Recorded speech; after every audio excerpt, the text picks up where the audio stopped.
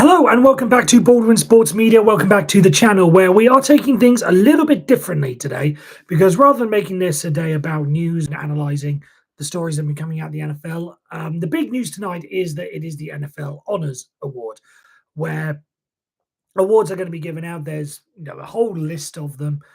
Some of them are important. Some of them are well, I say they're all important. Everyone who wins an award, it's an important thing for them, but there are different levels of prestige. Let's just put it that way. Different levels of prestige attached to different awards. So what I've done is I've gone back to my video at the start of the season, and I've gone through who I thought was going to win each one, and made a list of them again. And now I'm going to give, because the ceremony starts in about 2.5 hours, I think, but with ceremonies they'll drag it out in some fashion.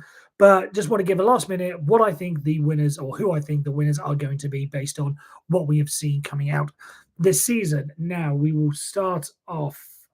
Let's see. So I'm going to give you. So I'm going to go award by award. Who I started off with, why I thought they would, and then going to give who I think will win it now, and again why I think they will. So we'll start off with, and I'm not trying to demean this in any way, but in terms of what I think the importance is, we will start with Assistant Coach of the Year. Now, at the start of the year, I thought that was going to be Eric Bieniemy, the offensive coordinator, or former offensive coordinator for the Washington Commanders. I just felt that with his skill set and what he's been able to do with Patrick Mahomes, he'd bring that to Sam Howell and the Washington Commanders and maybe take him to the next level. Not necessarily make him Patrick Mahomes, but bring him that next level forward. And we did see some progression from Sam Howell. Not the best season from him, but enough to make you think that the Commanders should at least take him seriously as a starting option moving forward. So I went with Eric Bieniemy, and I think we can safely say that one is going to be wrong. And who I think the actual assistant coach of the year is going to be Bobby Slowick, the offensive coordinator from the Houston Texans. This one could very, very easily have gone to Ben Johnson of the Detroit Lions. I think it was always going to be a tie one between those two based on how the season's played out. But I just think when you take everything into consideration, the fact that Bobby Slowick was working with a rookie quarterback and Ben Johnson, rather, was working with a veteran in Jared Goff, and we'd already sort of known what the Lions could do based on last season. So it wasn't too much of a surprise for us. Whereas, as we've seen rookies coming into the league, hit and miss, just ask Bryce Young. But CJ Stroud, fantastic season.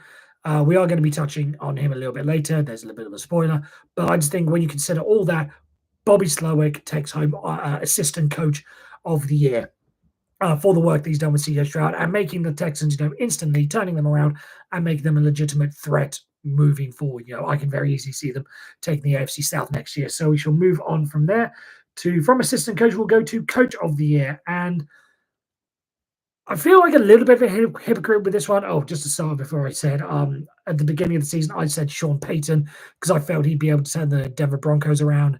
And whilst there was some improvement, still not quite the same, or still not quite the levels of aspiration and what they've achieved of what I think the Broncos would have wanted. So Sean Payton, definitely not going to be winning it this year. But who I think is going to be Dan Campbell. Now, I say I was a bit of a hypocrite because, again, talking about Bobby Johnson, we sort of knew what the Lions were based on last season. And there are a number of teams that have managed to turn it around. You look at the Cleveland Browns going from out of the playoffs to in the playoffs under Kevin Stefanski, a couple of other decent contenders in there as well. Mike McDaniels taking the Dolphins to where they were. There are a number of good candidates, but I just think with the way that the Detroit Lions we knew they were going to be good, but I think they even exceeded many people's expectations by making it to the NFC Championship game. And I get that this is a regular season award, and they wouldn't have been able to factor in the postseason, although I think they should, by the way, move the NFL honors to after the season and take the whole thing into account. But anyway, I just think with the Detroit Lions, I think they exceeded what everyone expected them to do. We expected them to do well, but they went above and beyond that. So for that reason, I am giving it to Dan Campbell. And again, this isn't necessarily trying to be outlandish or trying to, hot takes or anything. This is me trying to get it right. And I think with Dan Campbell, it's a safe bet. Again, Kevin Stefanski would be a worthy winner. Go for that. D'Amico Ryan with the Houston Texans, I would give him that as well. But I just think there's something about the Detroit Lions and the level of affection that they managed to do. I think it's going to go to Dan Campbell personally. But again, there are a number of decent candidates out there. If it went to them, I would not be shocked. We're going to try and keep these in roughly pairs. So I'll move on to the other lone award as it is, because there's only one, and that is Comeback Player of the Year, and that is, I still believe, going to be Damar Hamlin. I did predict Damar Hamlin at the start of the year, and I gave a reasoning of, I believe it was Peter King, gave the mention that as soon as Damar Hamlin plays one snap, he has already won the award. Now, Damar Hamlin wasn't quite as utilized as he was last season for the Bills. He, didn't. I think it was still going late into the season that he only recorded one stat, and that was just a tackle on special teams. So not the same impact player that he was, or player who could make an impact that he was last season. But given everything that went on and surrounded him, it is still a pretty remarkable achievement for him to come back and even make it onto the roster and make some plays. So for that reason, again, I went with Damar Hamlin. I'm sticking with Damar Hamlin. Again, this isn't about trying to be outlandish, trying to get it right, and I think that will be the honor. In fact, I saw Mike Greenberg on ESPN this morning basically making the argument that the Comeback Player of the Year award should be called the Damar Hamlin Award moving forward. So he gets so whoever wins it next year gets the Damar Hamlin Comeback Player of the Year award. Kind of tells you the sort of vibe that we're getting with who should, how it should go. So that's why I'm going with Damar Hamlin to take home that award. One of the few ones that I didn't change from the start of the season. And I will move on to another one that I didn't change from the start of the season. That's Defensive Rookie of the Year. And I've gone for Will Anderson Jr. of the Houston Texans. Now, I said at the start of the year, he is someone that, as we have seen with edge rushers, they are players who can come in and make an immediate impact. You look at Micah Parsons, came in straight away, brilliant. Nick Bosa doing the same thing, brilliant. Myles Garrett, brilliant. And pass rushers is somewhere where you can get that instant hit. It's not like a quarterback where sometimes you have to wait for them to develop, or maybe a top wide receiver, depending on the team he's on, may not get the amount of looks that he should. Running backs, as we've seen with Bijan Robinson, depending on the system, it could work out. So, but defensive edge rushers, rather, are players that can come in and make an instant impact. And Will Anderson Jr. did exactly that. So that's why I think it's, again, pretty obvious that I'm not going to say pretty obvious. There are some pretty good contenders out there. Christian Gonzalez with the New England Patriots, I think, would be a fair shout if he were to win it. Devin Witherspoon with the Seattle Seahawks, I think, is a fair comp as well. So there are no players that would deserve it, but I just think Will Anderson, again, helped by the fact that his team did make the playoffs, is gonna I think sway a couple of voters. So I think that award goes to him. And as I said, he's the one I picked at the start of the season. So I feel pretty confident and pretty good about that one. Now, Offensive Rookie of the Year. I'll start with who I went with at the start, and I went with the aforementioned Bijan Robinson. I think we all expected him coming out of the draft and going to the Atlanta Falcons, a system that a lot of people said that was made for him, and the skill set and how you can work him in with the likes of Kyle Pitts, for instance. But as we saw during the season, he was not fully utilized by Arthur Smith. He could have been something special. He was something special when he was on the field, but just didn't get enough playing time to make it worth it. So he's probably going to fall out. And in his place, I'm going for Offensive Rookie of the Year. I'm going for CJ Stroud, who I mentioned earlier. But as I've said, quarterbacks come into the league, especially in their first year, can be hit or miss. As Bryce Young demonstrated, as if I go back to last year's draft class, as Kenny Pickett showed, he's still not quite there. But at the same time, Trevor Lawrence, number one pick, could go. So it's always hit or miss. But with CJ Stroud, they have got a hit. And part of it will be because of the comparison you can make with Bryce Young, who went to the Carolina Panthers, who went number one, and just how vastly different their experiences have been. It will help. Excuse me. It will help CJ Stroud's case a lot, just because you can compare the two. And again, we probably may have expected the Houston Texans to make some sort of turnaround. I don't think many people expected it to be this quick of a turnaround, especially with the likes of the Jaguars and the Indianapolis Colts, who many people think are on the come up in their division as well. But CJ Stroud has just taken it, took the ball and run with it, and did incredible. So I can understand why people would say the likes of Puka Nacua would be a candidate for this as well, because he was, further down the draft list. He wasn't as high in the draft list and has done brilliantly, broke rookie records, for instance. Sam Laporta as well with the Detroit Lions, his impact that he's been able to make, fantastic. But I just think because of how we are quarterback-centric in this league, it kind of would lead to me giving it to CJ Stroud. So that's why I've gone for CJ Stroud to take home Offensive Rookie of the Year. Now, what position do we have next? We'll go with Defensive Player of the Year. This is the one for the veterans. And At the start of the year, I said it was going to be Micah Parsons. Again, similar sort of vein as it seems to be the defensive player of the year. It seems to be a sort of edge rusher is a position where you can make the most impact, it seems at least. Now, corners can have their say. Ahmad Source Gardner, brilliant in his rookie season. But there's just something about the edge rush and the way that college is producing them and the way, with the game being more pass happy, they can make more of an impact. Edge rushers seem to be a safer position for these picks. Mike Parsons did have an incredible season, moved from sort of outside linebacker more to a defensive end, but still managed to put up some good numbers in what it was, one of the better defenses in the NFL this season. But again, this is trying to get it right. If you look at the way the narrative has sort of gone and the way that people have talked about it all season, this is going to be Myles Garrett. It shouldn't be.